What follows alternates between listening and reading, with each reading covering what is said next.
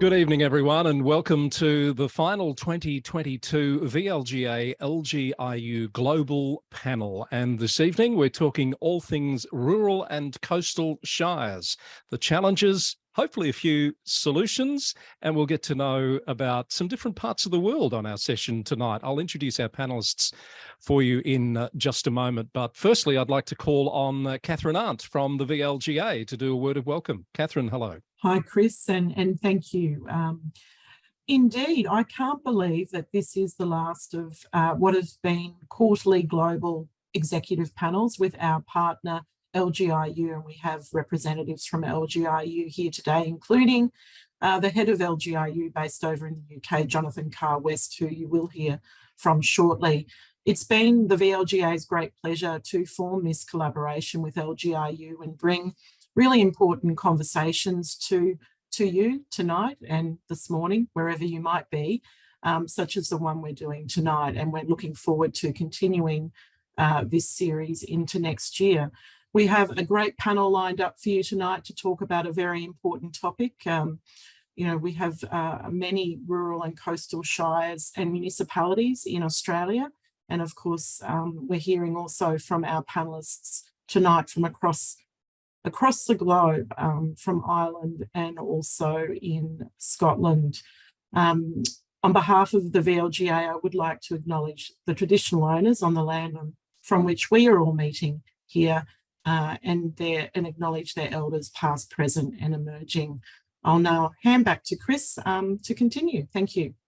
Thank you, Catherine, and thank you for doing the traditional owners acknowledgement. I'd like to say that I'm coming to you from the land of the Wadawurrung people, and I invite other speakers, if they would like to share with us the land of traditional owners that they're joining us from this evening. I'm going to now ask Jonathan Carr-West from LGIU to say a few words of welcome on behalf of his organisation. Thank you, Chris, and thank you everyone for joining us this morning. For those of you who don't know LGIU, we are a global not-for-profit that looks to support innovation and best practice in local government through research, through policy analysis, and through bringing people together in events like this morning. We believe that local government is a crucial institutional form to solve many of the most pressing challenges we face as a society. And we think that local government is at its best when it's informed, when it's engaged, and when it's networked. And so we're very grateful to VLGA for partnering with us on these events, because I think bringing senior local government people together from around the world to thrash through some of these really knotty problems is an amazingly useful thing to do. And I know that participants, both speakers and audience in these events, have found them incredibly useful this year.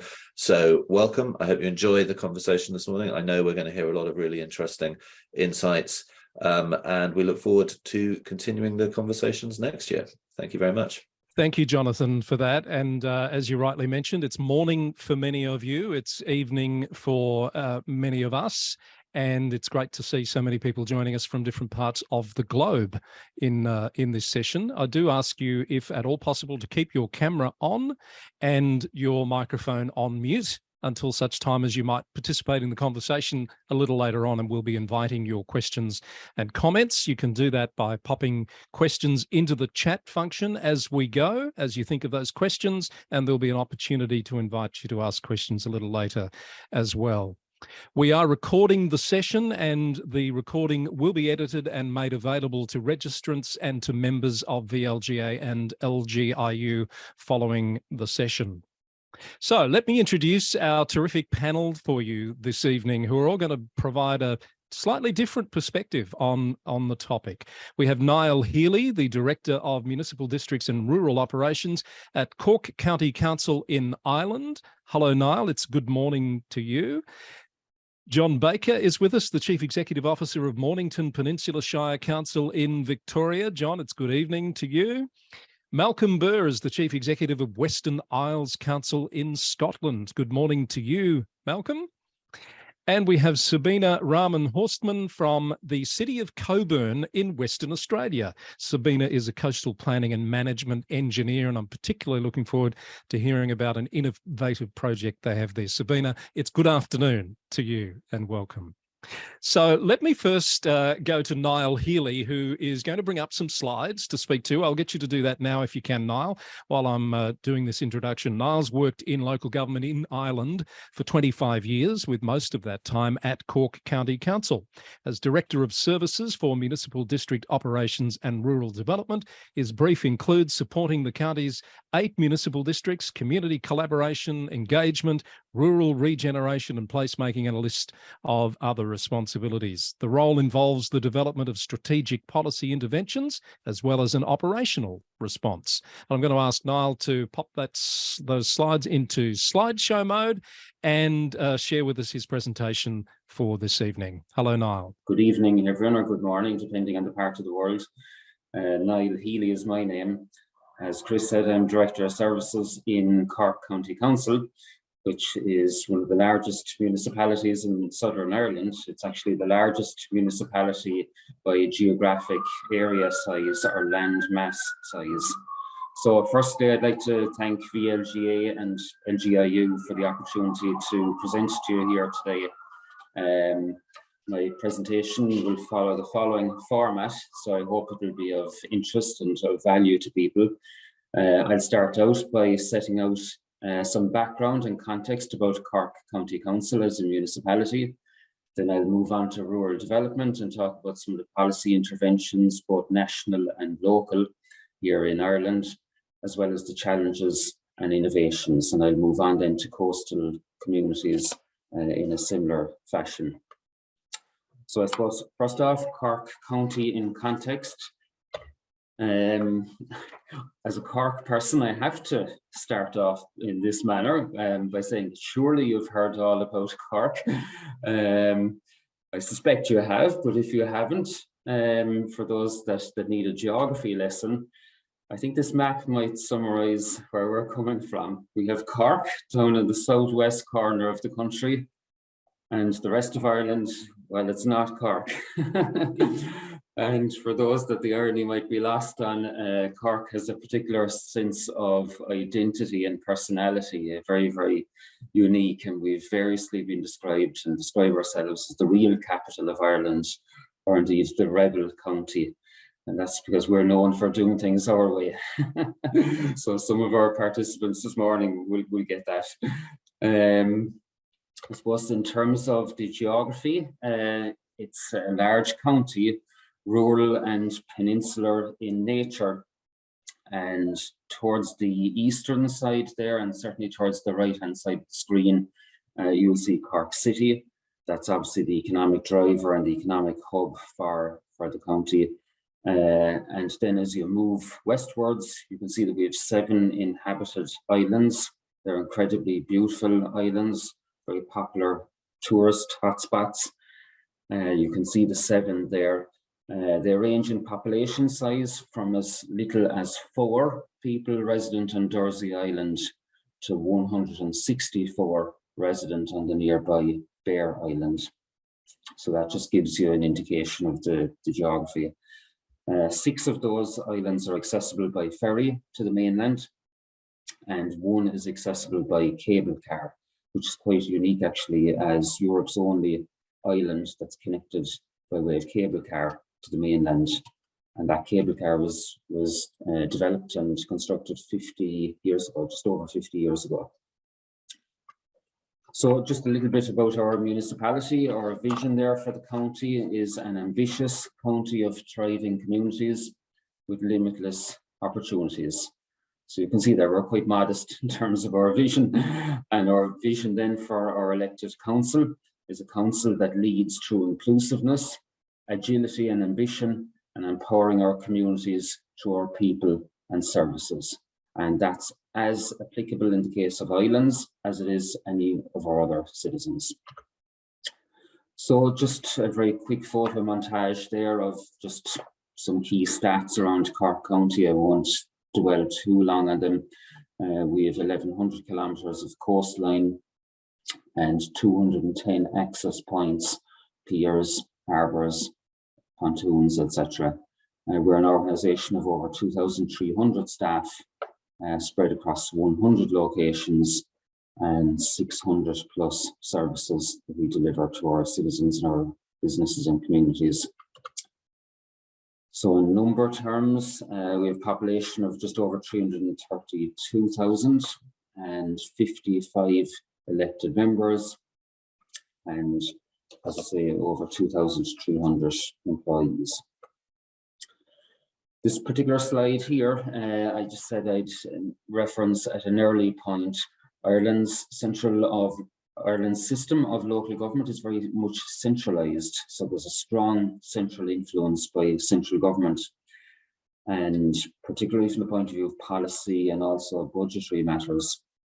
So there are a number of national policy instruments that we work towards delivering at a local level, and some of those are set out on screen there, from infrastructure through to planning, investment, economic development, land use, and indeed rural development, which is number 5 there on screen, which is the national policy for rural development called Our Rural Future.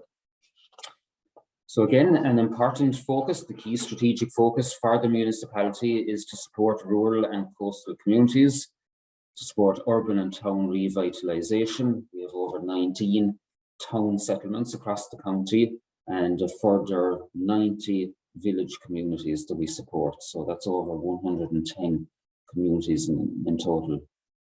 And also Metropolitan Cork is important to us because we border with Cork City Council, which is the other municipality for Cork. And Metropolitan Cork is a very significant part of the county's economic profile, and is a large driver of employment and economic opportunity, which supports not just the city and the immediate areas, but also the broader county. So some of our key employers are shown there on screen. As you can see, quite a hub around the Cork Harbour economy area, which, largely small to medium style businesses across the remainder of the county. So on to rural development, and what does that mean for us? Well, first of all, I suppose just to set the policy context, at a national level, there are a number of policies and indeed legislative instruments that chart the policy for local government in Ireland. So we have the Local Government Reform Act of 2014, which empowers municipalities to play a lead role, particularly in relation to economic development and community development. And then we have national policies like Our Rural Future and Town Centres First, which was introduced in the last 12 to 18 months, which is very much around placemaking and the regeneration and rejuvenation of our towns, which are an important part of our asset profile and our delivery structures. At a local level, there is a number of specific Cork County policy interventions. They are the Cork County Council Development Plan, the Cork County Local Economic and Community Plan, which is also a 6-year plan and due for review currently. And then we have 3 Cork County Local Community Development Committees, which is a bringing together of statutory and non-statutory bodies, public and private, to deliver a bottom-up approach to community development. And then finally, we have Cork County Leader Local Action Groups, which is part of our support structure for the EU Rural Development Programme. So as you can see there, as a municipality, we are required and statutorily empowered to lead community development at a local level. That's just a flavour there of some of the policy interventions. So some of the key challenges then, where there are many and varied. Climate change, I think, has to be up there towards the very, very top, actually. That's a challenge for us all these days. So again, the role that we have in supporting sustainable communities, in trying to achieve balanced regional development. Much of our development in Ireland is centred around Dublin, which is the capital. So we work hard to try and ensure balanced regional development in the southwest region. Population decline is a challenge in our rural areas and particularly in our islands. The matter of vacancy and dereliction, there's a strong focus on that now in recent times, but it has been a growing issue and a growing challenge. Placemaking and town rejuvenation and regeneration. There's a lot of investment in Ireland at the moment in rejuvenating and regenerating our towns and village communities. None of this could happen by us on our own, so we have developed strong partnerships with the private sector. I think that's absolutely crucial. And then I suppose a recent and emerging challenge is the Ukraine humanitarian emergency. And in Europe, as a member of the EU, we have welcomed almost 65,000 Ukrainians to our shores in the last 8, 9, 10 months. And to put it in context, with a population of 5 million people in Southern Ireland, that's over a 1% increase in our population in a very short period of time. And that has been extremely challenging, but it's a challenge that we're up to and that we very much are happy to tackle. Some of the innovations, again, at the top there, I've set out some of the national funding programs that are managed and administered by the Ministry for Rural and Community Development, or the Department of Rural and Community Development as it is in Irish local government speak. And then some local initiatives. We have established a community response forum back in 2020, which helped us to work our way through the COVID pandemic, and more recently is focused on the Ukrainian emergency response. Other local initiatives that are bespoke to Cork County, various community funding streams, arts grants, town and village enhancement measures, Project ACT. ACT stands for Activating Our County Towns. So that was investment in public realm and community infrastructure. We operate various painting schemes, pop-up shop initiatives, outdoor recreation supports, and indeed we've recently established a property activation and regeneration unit. So all with the intention really of developing and improving quality of life. So just to focus then in a few words on coastal communities, again at a national level, there is a national marine planning framework which is being developed and reviewed, and that charts the way for marine planning infrastructure. We have a national climate action plan, but locally then we have a Cork County climate adaptation strategy, and we respond to various annual funding calls by central government for investment in capital marine projects. More recently, there's been a Brexit adjustment fund to help deal with the effects of Brexit. That's just a flavour there of some of the key documents and imagery of some of the people involved. So key challenges here, again, for our coastal communities, it is climate change, it's coastal protection, rising sea levels. The blue economy is a challenge that we relish and that we're working closely with local partners in playing our parts there. We have other matters then, such as the EU Green Deal, the challenges around sustainability of island living, service delivery on our islands is always challenging, and also, I suppose, future planning in the way of foreshore, offshore, and meeting with our environmental obligations. So some innovations in Cork County. We introduced an interagency committee almost 10 years ago, which has been very, very helpful in bringing all the parties to the table and planning and coordinating and integrating our actions. We have a coastal committee. We have a marine tourism strategy, which has placed a strong focus on expedition cruises and that whole sector. And we've been very active in the area of LED public lighting retrofitting on our islands, working with colleges to introduce third level degree programs that will be based on our islands. We've invested in the arts and also in coastal and tourism infrastructure, everything from greenways to boardwalks. So that's an image there of Dursey Island cable car. As you can see, a most incredibly scenic and beautiful part of the world. So some final concluding remarks, Chris. Just my key messages. I think it is all about leadership, both nationally and locally, about partnership, because a municipality cannot act alone and will not achieve progress without working in partnership with public and private agencies. And very much we're focused on a bottom-up approach through networking, collaboration, and always with an eye towards sustainability and future proofing. So I'd like to thank you all very much for listening to the presentation. I hope it was of some interest and of some value to you all. So it's over to you again, Chris. Thank you very much, Niall, and I'm certain that it was, and that people will have some questions for you in just a little while. I've got a couple jotted down just in case we need them, because you covered quite a bit of ground there. It was terrific. So I want to move on to John Baker next, who's the Chief Executive Officer at Mornington Peninsula Shire Council in Victoria. John's been in that role for over 4 years now, and has held roles in public and private sector in the UK and in Australia. And he's going to talk to us about the coastal challenges being experienced on the Mornington Peninsula Shire this evening. John, if you're able to share your screen and slides, take it away when you're ready. So yeah, good evening, good morning, and good afternoon. So that's quite a stretch.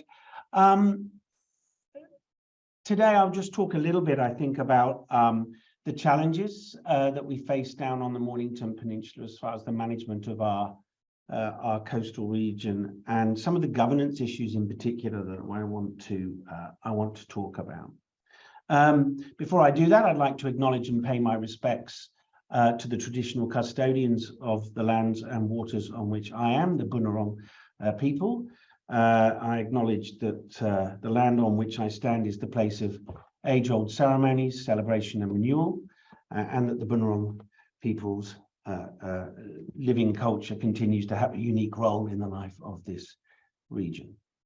So with that said, a little bit about where on earth we are. Certainly, we're down in the southeast coast of Melbourne, and that is the east coast of Australia. For those that are unaware of that, we need to remind everybody. I remember the first time I did a presentation when I moved over to Australia, I had a big map with the word Australia across the side of it, and I was presenting to people in Australia. They said, yeah, we know where we are, John. Anyway, I've got used to that now, but this is where the Mornington Peninsula Shire is.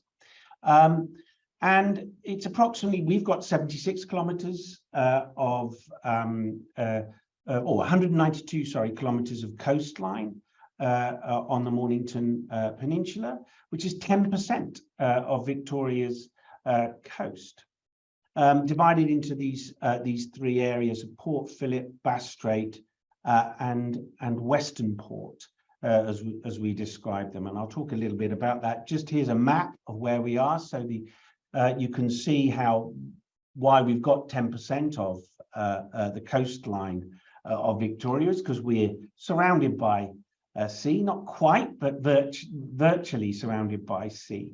And we're one of the most visited places we are the most visited place in Victoria, and one of the most visited places in Australia, actually, the Mornington Peninsula Shire. So I want to talk a little bit about the way we manage our coastline in Victoria, because the majority of the Shire coastline is actually managed by the state, so it's Crown land. So it's very different to how things are managed both in Ireland and in the United Kingdom. So the Shire directly manages just 64 kilometres of that 172 that we have, and that management is very much guided by the state through the 2018 Marine and Coastal Act, and any use or development on that coast requires state consent in order to do it.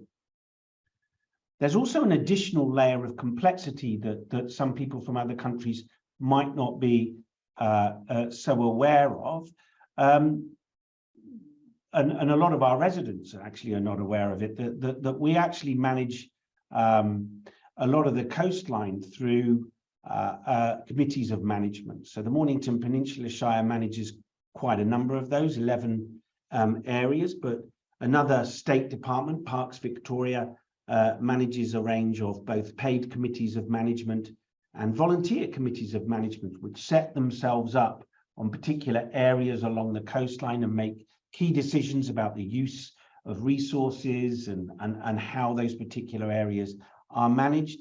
And the same with another state department, the Department of Environment, Land and Water. They also have a couple of paid committees of management and a number of volunteer committees of management. So it's quite interesting about when you look at this around managing a coherent and consistent approach to coastal, sometimes it gets quite complicated with all of the different organizations which are actually managing elements of the coastline to a greater or lesser extent often. So just to reinforce that, the management responsibilities of those areas previously rested in something of a partnership, I suppose, between the state and that particular committee of management. But quite recently, there was some changes in 2020 where land managers, so the committees of management and the Shire in this instance, have become responsible for more areas than they were used to previously. So business as usual activities in the coastal areas were done traditionally in partnership with the state. And what we're experiencing at the moment, I suppose, is that dynamic is starting to change. And I'll talk about a little bit more about that in the next slide. But just on the responsibilities that we have at the moment, we're managing a whole range of different things on the coastline, but particularly at the moment, a lot of the impacts that we're experiencing from climate change. So we have the highest number of residential buildings in Victoria at risk of erosion. And the definition of that actually is quite interesting. Buildings located within 55 meters of soft shoreline. We've just experienced some very significant rainfall here in Victoria and indeed in Sydney and elsewhere. And certainly that's had a massive impact on the number of landslips that we've had over recent times. But certainly climate change is having a huge impact on how we're managing both those public and those private assets that we've got to look after. That's a shot actually of Portsea Beach, which disappeared a few years ago as a result of some climate change incidents.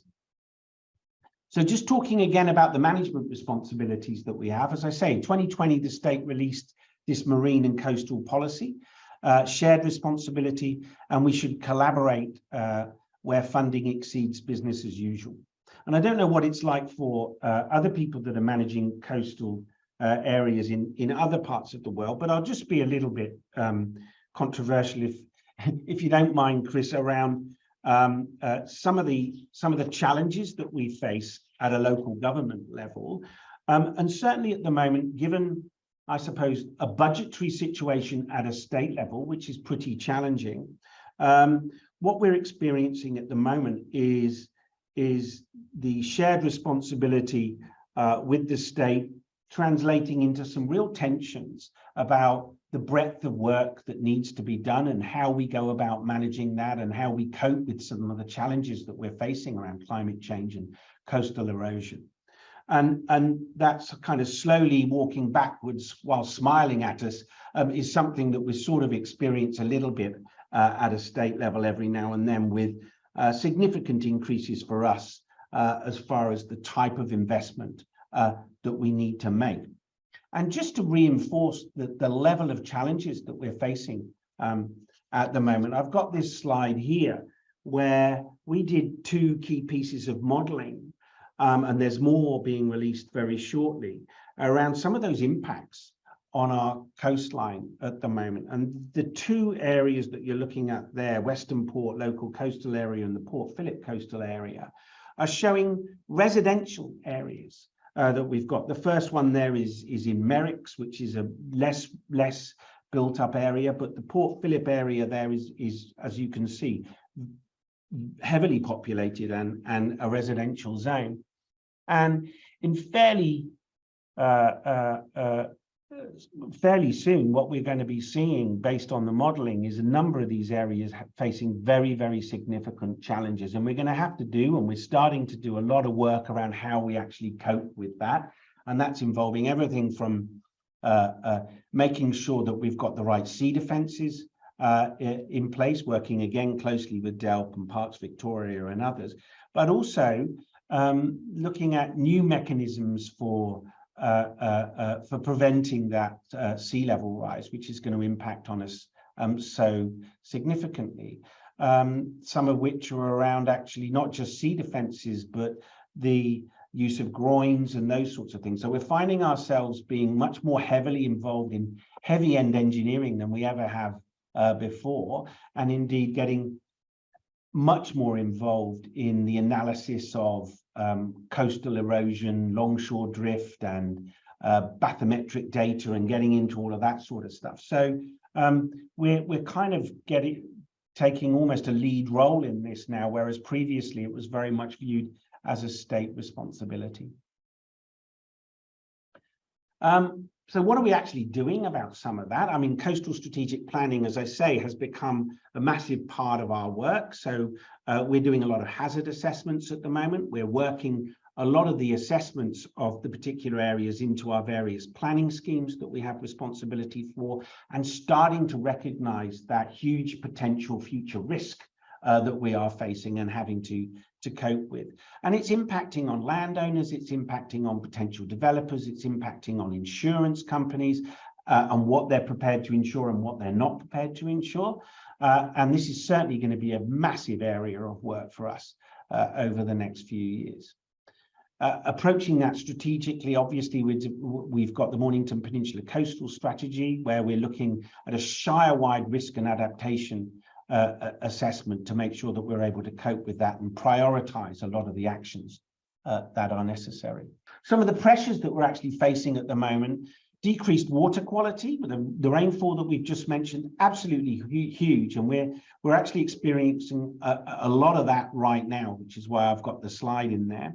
And we're implementing, as a consequence of that, a water-sensitive urban design thing around some of our coastal wetlands, which we've got a significant number of. Tourism and the growing pressures, the demographic pressures that we face at the moment. We get 8 million visitors a year. This was pre-COVID.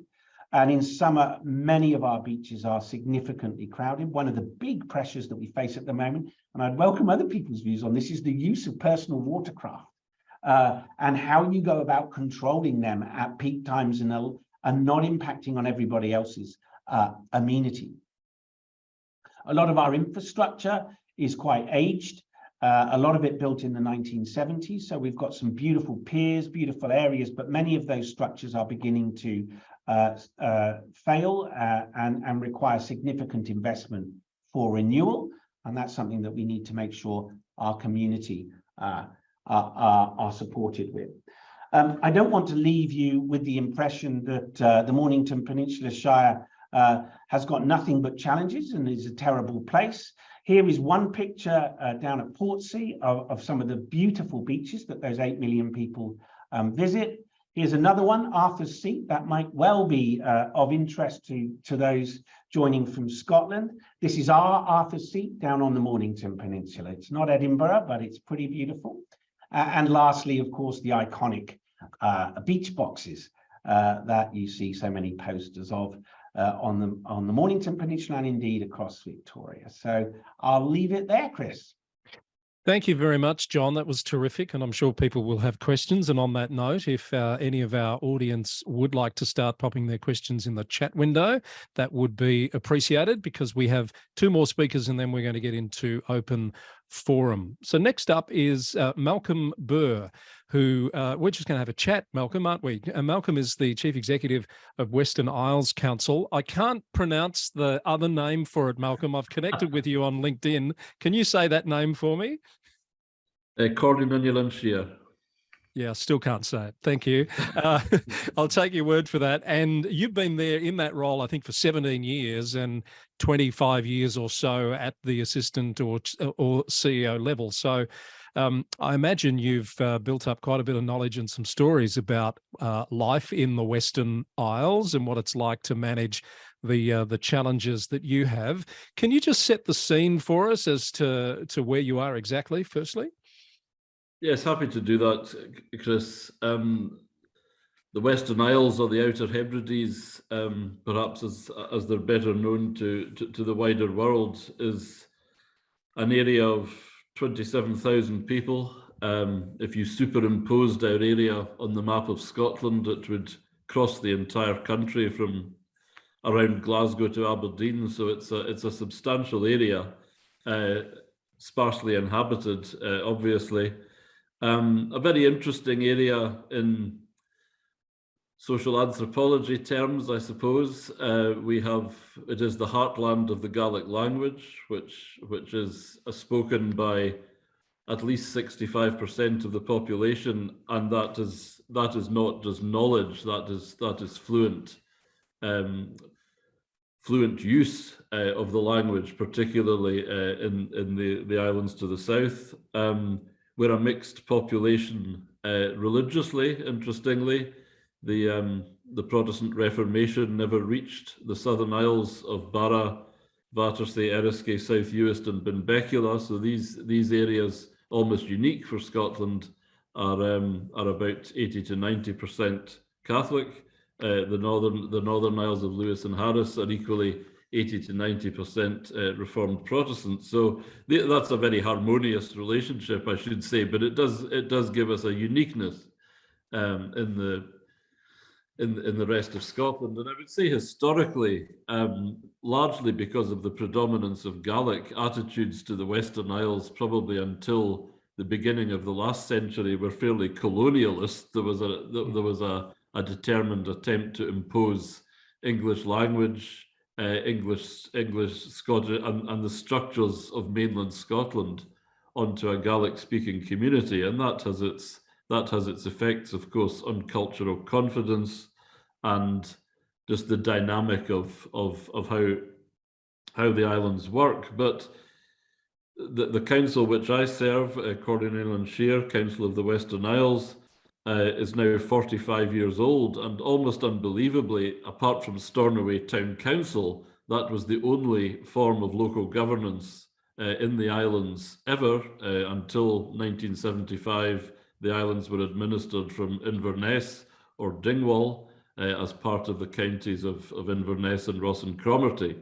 So there was very much a feeling that things were done to you. You didn't really do things yourselves. So that change over the last 45 years has been massive, and has been demonstrated on the ground with the fact that about 70% of the land here is now owned by community landlords, elected bodies, which now discharge the function of landlords, which in an area which has suffered from landlordism, and I suspect Irish colleagues will know what I mean by that. That's a very big change. But I think we're ready for another change now in Scotland. As many will know, Scotland is politically split on the question of independence from the rest of the UK. Whatever opinion poll is taken, it usually averages about 50-50. That debate rages, it dominates Scottish political life. But whatever one's views on that political question, there is undoubtedly a feeling that things are changing. And I was interested to hear Niall's comment about centralised government in Ireland.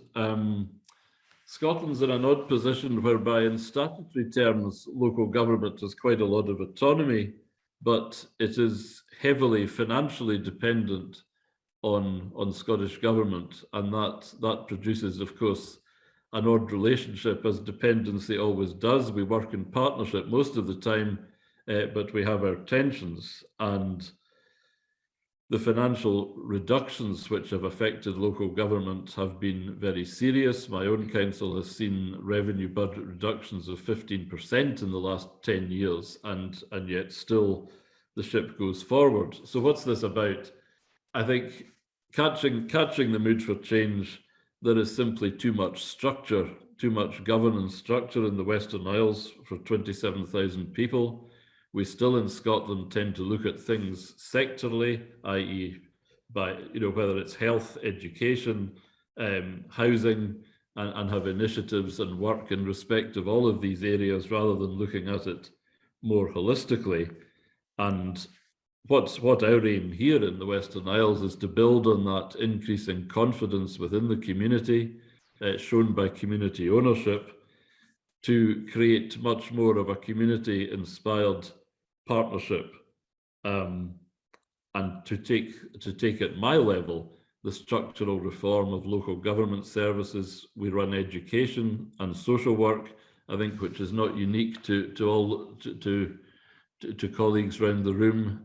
We don't run health, but we really need to look at a much more integrated delivery of public services, not just for financial reasons, but for reasons of genuine community empowerment. So I'm very grateful for the opportunity to talk about this today and to hear from colleagues elsewhere about how their structures work and deliver for what really matters, which is the communities we serve.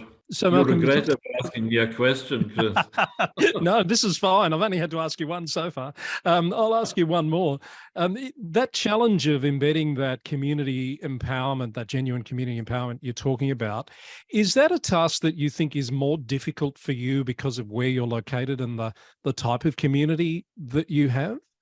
No, I don't, because community accountability is a feature of communities like ours. We've had to rely on ourselves for most of our history.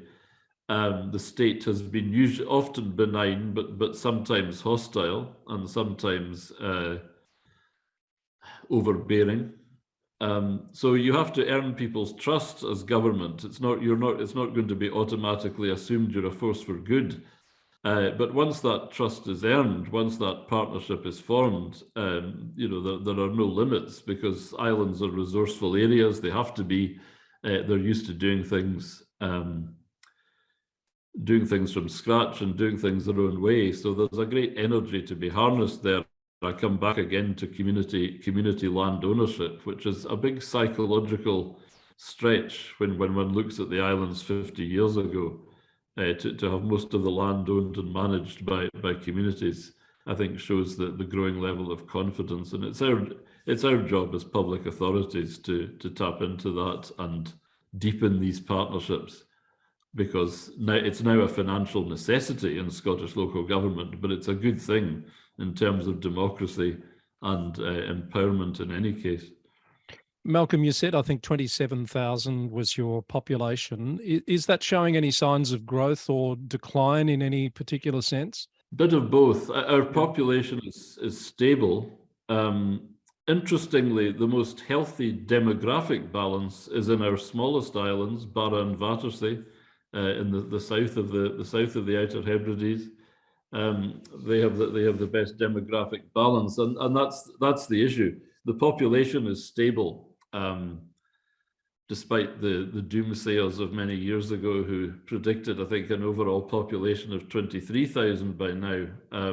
It's actually grown slightly, but the working age population continues to fall, and there is also, I will say it because I think it's objectively justified, the disaster that was Brexit for Scotland's rural areas has only compounded these difficulties. A lot of people who came here, often from Eastern Europe and elsewhere, have simply left.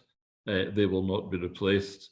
They were an important part of our society and our economy, and in a post-Brexit environment, it is very difficult to see any improvement there. I need hardly add that the Western Isles was voted pretty decisively, as did Scotland, for remaining within the EU. Malcolm, I'm conscious that you have to leave us in about 10 minutes and we have one more speaker to come. So I might just prompt the audience if there's any particular questions they want to ask you about Western Isles while you're with us. Perhaps speak up now. Can you tell us about the background that you're speaking in front of there, Malcolm? What is that scene? That is the biggest hill in the island of Burr. It's the statue behind me is the statue of Our Lady, the statue of the Virgin and Child, looking south over the Bishop's Isles, which are the smaller now uninhabited islands to the south of Burr. So it's the only, I always boast, it's the only hill I've climbed in the last 5 years, so I have to make the most of it. Well, it's very picturesque. Thank you, Malcolm. We might let you just catch your breath and hopefully have time to come back to you shortly. But I do want to bring our last speaker in. It's Sabina Rahman-Horstman from the City of Cockburn in Western Australia. Sabina is a coastal planning and management engineer. Sabina, welcome to our session this evening. As you bring your slides up, I was particularly keen to hear you talk about this Australian first anti-erosion reef trial, which you're going to talk about, which has been recognised, I think, across the country and is expanding. And you'll tell us how that came about and a few other interesting things about your coastal environments. So take it away, Sabina. Hi everyone, my name is Sabina Rahman-Horstman and I'm the Coastal Management and Planning Engineer at the City of Cockburn. I'd like to begin by acknowledging the traditional custodians of the land on which I'm standing on, the Whadjuk Noongar people of Billia Budja, and pay my respects to elders past, present and emerging. The City of Cockburn is in Western Australia and is located 24 kilometres from the state capital, Perth. It covers an area of 167 square kilometres and we currently have 120,000 people in 23 suburbs. We manage 15 kilometres of scenic coastline, which stretches across a variety of land tenure and management controls. The City of Cockburn's residents value the environment and are sustainably minded. This in turn shapes how the city operates. Our climate change strategy, developed in consultation with our community, has identified coastal adaptation as one of our 14 priorities. The 2016 Coastal Adaptation Plan is the city's main document that guides decision-making on the coast. Annually, we undertake extensive revegetation of the dunes and have installed geotextile sandbags to help reduce erosion. We also move more than 15,000 cubic metres of sand each year at a cost of over $500,000 per event. Annually, the city spends over $600,000 on coastal protection works. There are also concerns about the future availability of a sand resource and we are investigating other sand sources. In 2016, we installed the award-winning Coogee Maritime Dive Trail, which incorporates the Omeo shipwreck and assorted artificial reef modules and sculptures. Since the installation, fish numbers have increased, as has tourism into the area. Seawaiakonna Beach has been identified as an erosion hotspot due to sea level rises and increased storm surges. It has experienced persistent erosion in the last 20 to 30 years, and we have currently lost over 50 metres of shoreline, including dune loss. It has impacted infrastructure, and we've had to relocate pathways and fencing. To help the city adapt and plan for the future of Seawaiakonna Beach, community feedback was sought between October and December 2019. 329 people provided feedback through a survey, online discussion board, emails, workshops, and pop-up sessions. And over 680 people visited the Comment on Cockburn page. The city asked residents and visitors how they use the beach and what their key priorities were for the beach in the future. Most respondents advised us that they visit Seawaiakonna Beach regularly and they were aware of coastal vulnerability challenges. Via the stakeholder engagement, the city wanted to explore adaptation measures that would help protect and preserve the beach. Continued water access and sandy beaches were seen as the community's top priority, which guided us towards options such as building with nature. The guiding principle of building with nature is to work with nature, not against it. It is a new philosophy about the design and construction of water-related infrastructure that harnesses the forces of nature for the benefit of humans and the environment.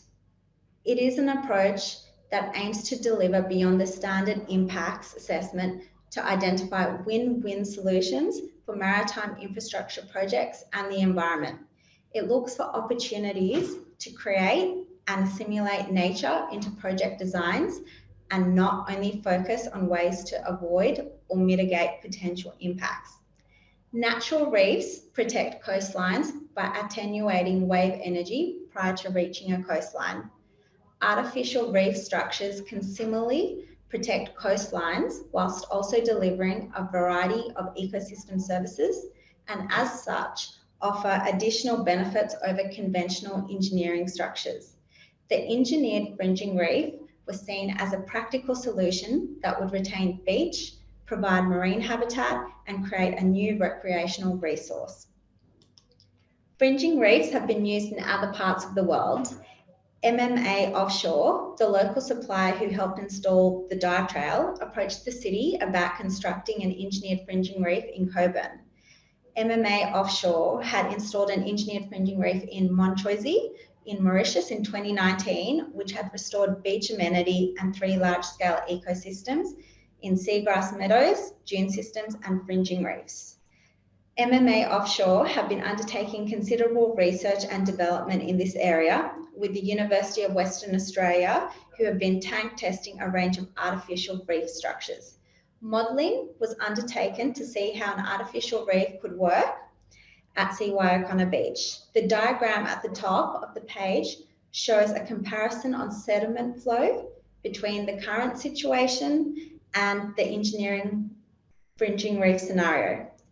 As you can see, the modelling indicated that there would be some shoreline accretion in the section impacted by the reef, which means we would be able to preserve for longer the beach as per our community's wishes. The city applied for a grant from the Department of Transport to trial the first engineered fringing reef in Australia. The city wanted to assess the reef's effectiveness to attenuate waves and swell to reduce erosion. Subcon reef modules, known as bombaras, were used to construct the reef. Each bombara weighs 3.28 tonnes and are precast modules constructed with a mix of concrete and recycled materials. The bombaras are 1.7 metres high and 2.1 metres wide at the base. There are 27 different hulls of different dimensions, and they're designed specifically for a variety of marine habitats. The concrete used is 50 MPa marine concrete. So the city was successful in receiving a grant of $214,349 from the Department of Transport, a further $350,000 from the city and $200,000 from Subcon were put towards the construction and installation. The total cost was therefore approximately $764,349 Australian dollars. Prior to installation, a baseline habitat survey was undertaken, which identified 29 fish species, with 45 fish species identified at a natural reef control site. The reef was installed 100 metres offshore in April 2022. It is at a depth of 2.2 metres to mean water level, with the top placed approximately 50 centimetres under the surface mean sea level. It is 100 metres long and consists of 3 rows of 45 bombara modules. The bombaras were installed using a barge with a 25-tonne crane. Soft slings were used to crane the bombaras onto the seabed. The installation took approximately 3 weeks and with about 10 bombaras installed per day. The next 3 slides show the final design and the completed project, which we're very proud of.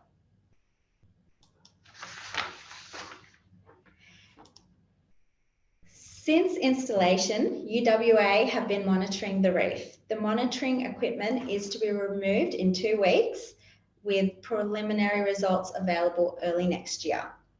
The city has also been recently awarded a federal grant of $600,000 to extend the reef in 2024.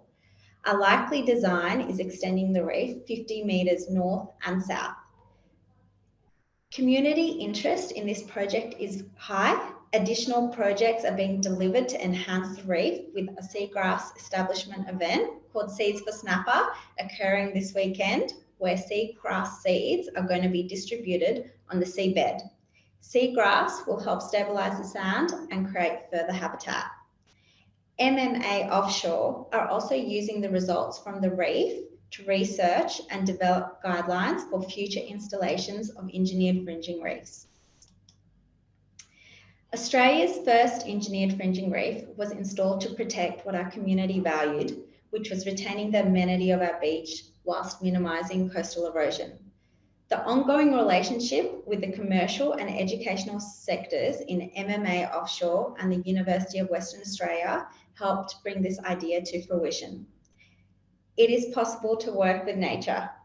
When we have a paradigm shift from thinking from building on to building with nature, we can create meaningful infrastructure that understands our stakeholders, uses natural processes to achieve our project goals, and protect our environment. Thank you for your time. Sabina, thank you. That is extraordinary, and I can see people have really been looking at those images very closely. What sort of interest have you had from other parts of Australia about this project? We've had quite a few people talk to us and ask us how we've done it, or how the engineering was done. I think that there's quite a lot of interest. We've only installed it in April, so people are very interested in what the results would be. For an engineer such as yourself, this must be a fun but a really career-defining project to be involved in, I would imagine. Definitely. I became an engineer to help with the environment and to create solutions that would protect it. And so this is exactly that. I'm very lucky. Fantastic. Thank you, Sabina. If you're able to hang with us for another few minutes, and I know Malcolm might need to leave us, I do want to throw it open for questions from the audience and bring in Catherine, who often corrals the questions for us in this part of the session. Catherine, what are people wanting to know about? Thanks, Chris, for that. And I did just want to let the audience know that I know Chris had asked Malcolm to pronounce the other name of his shire there. And I did want to say that Chris usually takes great pride in being able to pronounce everything. So he's become unstuck with this one. So yep, no, that one beat human me. After all. Thank you. Look, I've also just shared in the chat there a couple of reports that might be of interest to the audience and are particularly relevant to the discussions we're hearing today, and also demonstrate the work that the various agencies are undertaking in partnership with local government, and recognising, for the very reason that we've talked about today, the fact that local government is closest to the community, and it's the communities and local government that need to work together to not only identify the solutions that their shires might need, but also to work with those key central agencies that I think all of our panellists have talked about today. I would also like to recognise all of the elected representatives that we have in the room today. We do have a few, and in particular, I'd like to acknowledge Councillor Denise Massoud, who is President of the VLGA, who's with us today. Now, if I do go to the chat function, I see that I've got a question here from Councillor Sarah Race. Sarah, did you want to talk to your question? Yeah, happy to actually. I was interested in Cork County Council, their partnerships with private enterprise. We haven't really explored that relationship yet, so I was interested to see how that worked for them. So I suppose, yeah, it spans a number of different levels, and some of it is on a formal statutory footing through our local community development committees. And other elements of it then, I suppose, are very responsive and more localized. So again, we're very conscious, I suppose, of some of the key stakeholders out there. and certainly business and employer representative groups and town chambers that represent small and medium business and town interest groups. That's a group that that contributes a significant amount of funding to local government in Ireland through the payment of commercial rates. So we do work very, very closely with them in trying to understand what are their priorities and what matters to them. So we have formalised town teams across the county. So we have 19 key towns, and each of those towns, we have a town team that works very closely with business, with retail, and with the commercial sector. I suppose from a housing development perspective, we have established a separate company, which is a housing infrastructure services company, and that operates on a private commercial basis, and it works with developers in trying to plan for the development of large housing projects. So part of the role of that company, HISCO, is to see if it can provide supports in the way of developing infrastructure pre-development, so roads, footpaths, street lighting, etc., and to provide bridging finance for that, so that it allows developers then to focus on what they're good at, which is building houses. So the services company provides the infrastructure, the developers then subsequently build the houses, and there's a payback mechanism then to fund the initial investment in the services works.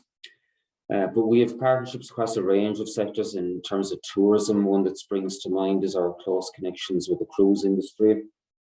And that involved talking with some of the key operators, some of the key global operators that operate in that space, and developing links and partnerships with them. And I suppose, you know, just looking at the islands, we have regular engagement with farming organisations, with fisheries co-ops, because they are key employers on our islands, to forge links there and to try and develop strategic relationships with them so that we're all working towards the same end. So there's a range of different partnerships out there. That's just a flavour of some of them. Thanks, Niall. Catherine, next question, please. We have one here from Councillor Denise Massoud, and this is for Sabina. And Denise, would you like to talk to your question, or are you happy for me to? Sabina, although it's early days, is there any evidence yet of increasing in populations and diversity of species since the establishment of the fringing reef? And acknowledging it is early days, what are your expectations over time? So we had already installed bombaras in the Omeo shipwreck adjacent to it. And so if we use the same numbers, it was approximately 29 fish species. And now we've got over 100 different fish species in that location. So we're fairly confident that the numbers will increase. Already we've seen just naturally like marine habitat growing on the bombaras. And so by us installing on Saturday the additional sea grass seeds, we're very confident that it's going to increase quickly. Excellent. Thank you, Sabina. Catherine, if I may, this might be for Malcolm or Niall. Both of you mentioned Brexit as an issue, which of course is something that we haven't really experienced. Just how significant has that been on the coastal and rural challenges that you're dealing with? Because I know Niall mentioned an adjustment fund. I was wondering how significant that was. And Malcolm spoke, I think, in terms of not very favourable about the impact of Brexit. Malcolm, would you like to go first? Yes, happy to give some thoughts on that. The EU, in its long and complicated history, has generally been very, very good for islands and rural areas. There was what's called peripheral maritime regions, i.e. us, you know, we're very much the focus of the EU's work. There was an Islands Commission which did a great deal of work with the wider EU institutions, particularly the Commission, the civil service of the EU, The EU was also very supportive of minority languages such as Gaelic. So we miss it, and what has been promised or what has been delivered so far through UK structural funds has not come anywhere near the level of funding. And equally as important as funding is the level of understanding, I think, of the position of islands, mountainous regions, regions with particular geographical difficulties in the economic sense. So we in the islands miss the EU very much, and the Islands Commission, which provided a forum for all of Europe's islands to share experiences and not just talk, to actually do a great deal together. So it's a massive loss. Niall, just a brief comment from you, if I may. Thanks, Chris. Yes, it has had a significant impact, actually, and I suppose has served to create a lot more paperwork and bureaucracy as a result. Traditionally, Ireland has had very close economic ties with the UK, and the UK would have been our largest trading partner. And whilst the UK continues to be a very significant partner, there's a lot more, I suppose, engagement now with Central Europe. So a lot more business is being done with Central Europe as opposed to the UK, which would have traditionally been the case.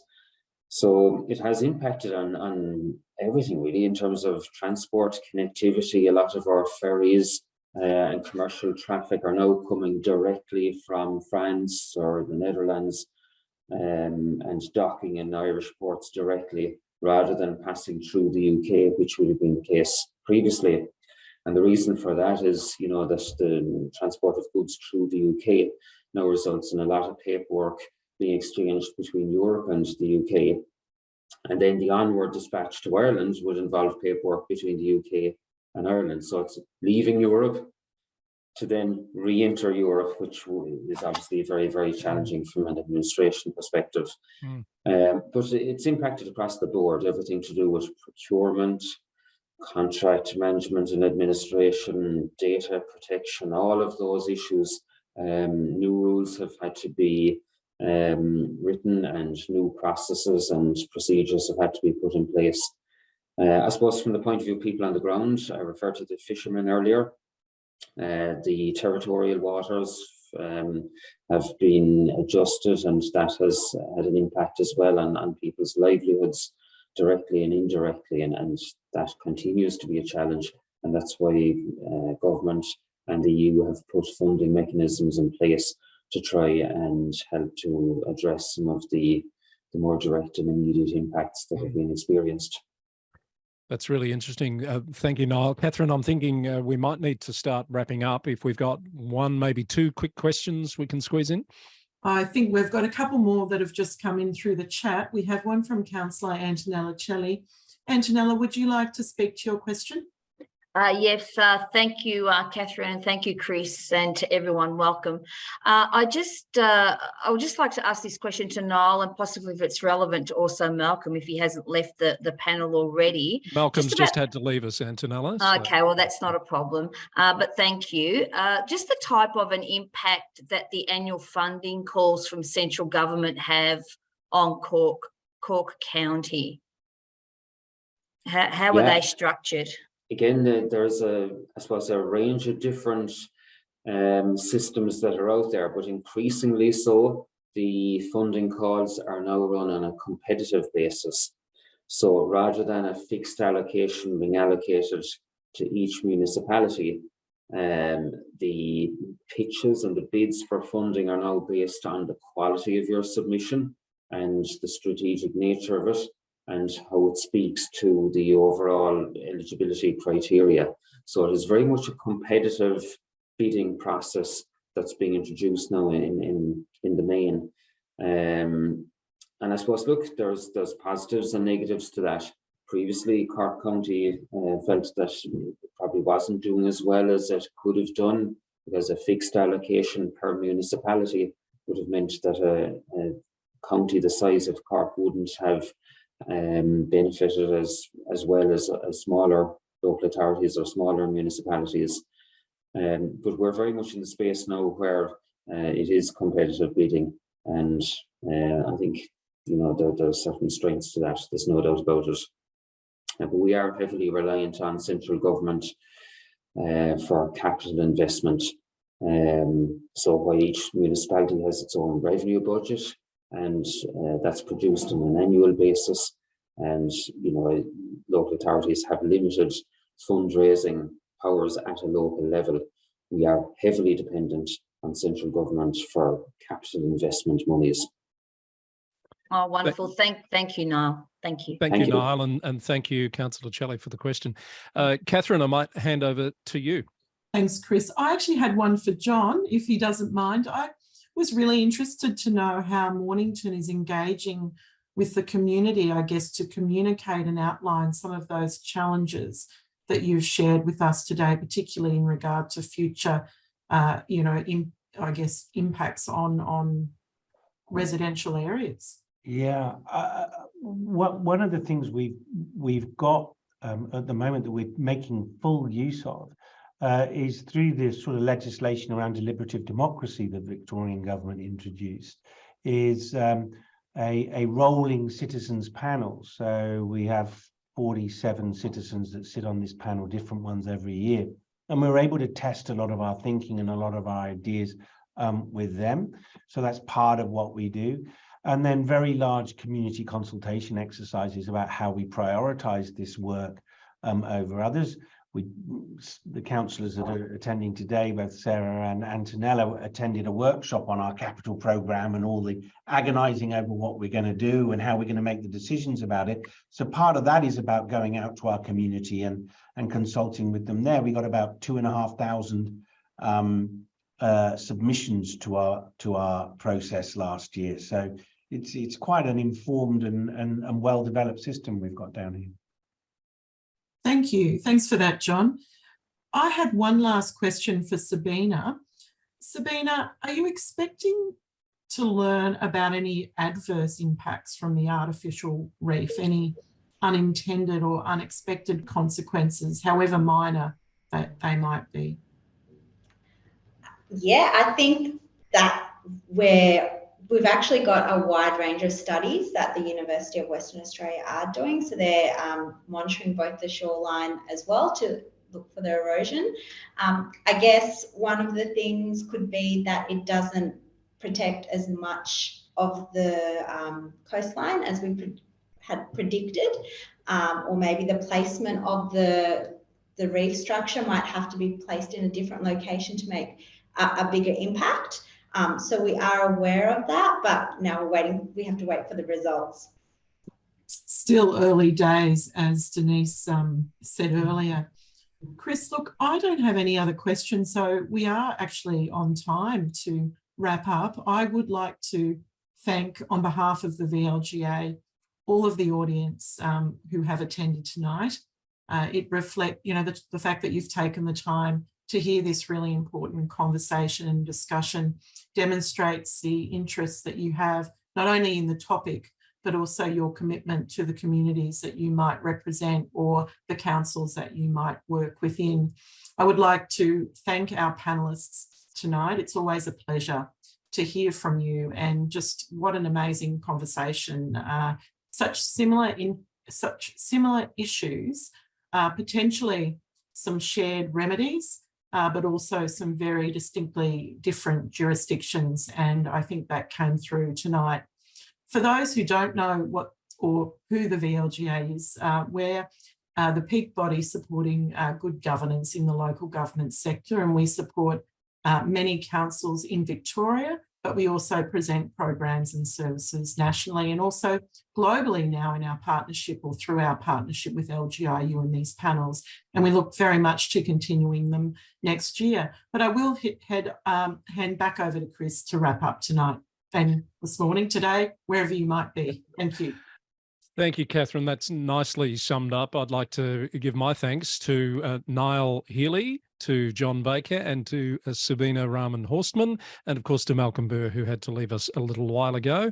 I'm sure all of our audience got much out of your presentations this evening. I did note someone left in the middle of your presentation, Sabina, reluctantly, and I then remind folks that this has been recorded and will be packaged up and distributed to registrants and to members of the VLGA and LGIU in the coming days.